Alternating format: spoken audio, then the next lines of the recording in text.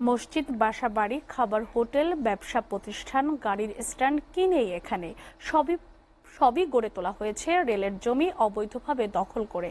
যুগের পর যুগ দখলধারী চলে আসলেও মাঝে মধ্যে উচ্ছেদ অভিযান চালানো হলেও পরদিনই আবার ফিরে আসেন আগের জায়গায়। সিলেটের শত শত একর রেলের জমি বেদখল থাকলেও উচ্ছেদের নজর নেই কর্তৃপক্ষের।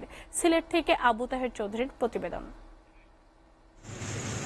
সিলেট রেলওয়ে বাংলাদেশের পঞ্চম বৃহত্তম রেল স্টেশন।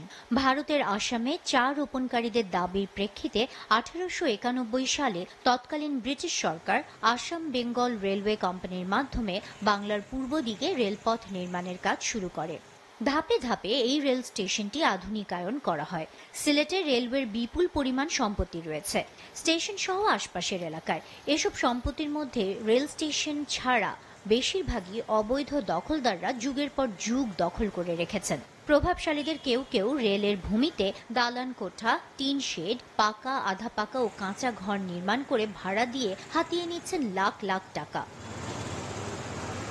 পাশাপাশি রেল স্টেশনের প্রবেশ পথে রেলের জমিতে মসজিদ, দোকান, ব্যবসা প্রতিষ্ঠান, বাসের ticket counter, CNG auto rickshaw stand গড়ে তোলা হয়েছে। প্রভাবশালীদের অবৈধ দখলে রেলের কোটি কোটি টাকার সম্পত্তি বেহাত হওয়ায় সরকারের সংশ্লিষ্ট বিভাগ বিপুল পরিমাণের রাজস্ব আয় থেকে বঞ্চিত হচ্ছে।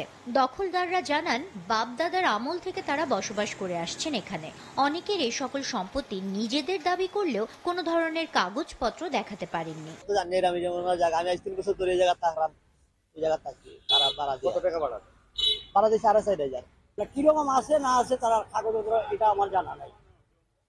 জন্ম কর্ম তারা 14 গোষ্ঠী আমরা অনদেখতে গেছি। এদিকে সিলেটে রেলের কোটি কোটি টাকার সম্পত্তি অবৈধ দখলে থাকার কথা রেল কর্তৃপক্ষ স্বীকার করেছেন। তারা বলছেন, দীর্ঘদিন ধরে রেলের অনেক সম্পত্তি অবৈধ দখলে রয়েছে।